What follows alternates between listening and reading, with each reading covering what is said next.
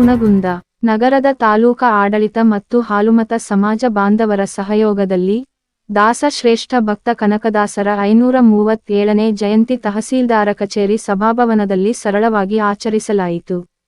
ಕನಕವೃತ್ತದಲ್ಲಿನ ಶ್ರೀ ಕನಕ ಮೂರ್ತಿಗೆ ಪುರಸಭೆಯ ಅಧ್ಯಕ್ಷಿಣಿ ಭಾಗ್ಯಶ್ರೀ ರೇವಡಿ ಹೂಮಾಲೆ ಹಾಕಿ ಮಾತನಾಡಿದ ಅವರು, ಕನಕ ಮೂರ್ತಿ ಸುತ್ತಲೂ ಇರುವ ಜಾಗೆಯನ್ನು ಇನ್ನಷ್ಟು ಅಭಿವೃದ್ಧಿಗೊಳಿಸಿ ಅದಕ್ಕೆ ತಡೆಗೋಡೆಯನ್ನು ನಿರ್ಮಿಸಲು ಪುರಸಭೆಯ ಸಿಬ್ಬಂದಿಗೆ ಸೂಚಿಸಿದರು.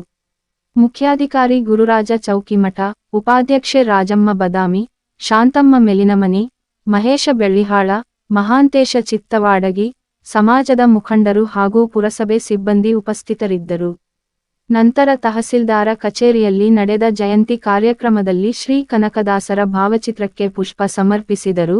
ಉಪ ತಹಸೀಲ್ದಾರ ಮಹೇಶ ಸಂದಿಗವಾಡ, ಎಂಎಚ್ ಶಿವಣಗಿ, ಶ್ರವಣ ಮುಂಡೆವಾಡಿ, ಸಮಾಜ ಕಲ್ಯಾಣಾಧಿಕಾರಿ ಎಂಎಚ್ ಕಟ್ಟಿಮನಿ, ಶಿಶು ಅಭಿವೃದ್ಧಿ ಯೋಜನಾಧಿಕಾರಿ ವಿಎ ಗಿರಿತಿಮ್ಮಣ್ಣವರ ಹಾಗೂ ಹಾಲುಮತ ಸಮಾಜದ ಮುಖಂಡರಾದ ಭರಮಪ್ಪ ಶೆಬಣ್ಣವರ, ಸಂಗಮೇಶ ಚೂರಿ, ರಮೇಶ ಗೋವಿನಗಿಡದ, ಮುತ್ತಪ್ಪ ಬೆಣ್ಣಿ, ಅಪ್ಪು ಆಲೂರ್, ಜಗದೀಶ ಪಾಟೀಲ, ಆನಂದ ಗದ್ದನಕೇರಿ, ರಾಮಣ್ಣ ಶೆಬಣ್ಣವರ, ಮುತ್ತಪ್ಪ ಈಟಿ, ಬಸವರಾಜ ಹಲ್ಪಿ, ಮಂಜು ಕೋಲಾರ್ ಇನ್ನೂ ಅನೇಕರು ಭಾಗವಹಿಸಿದ್ದರು.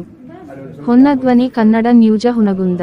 ದಯವಿಟ್ಟು ಸ್ಥಳೀಯ ಸುದ್ದಿಗಳಿಗಾಗಿ ಹೊನ್ನಧ್ವನಿ ಚಾನಲ್ಗೆ ಬೆಂಬಲ ನೀಡಿ, ಲೈಕ್ ಮಾಡಿ, ಪ್ರೋತ್ಸಾಹ ನೀಡಿ.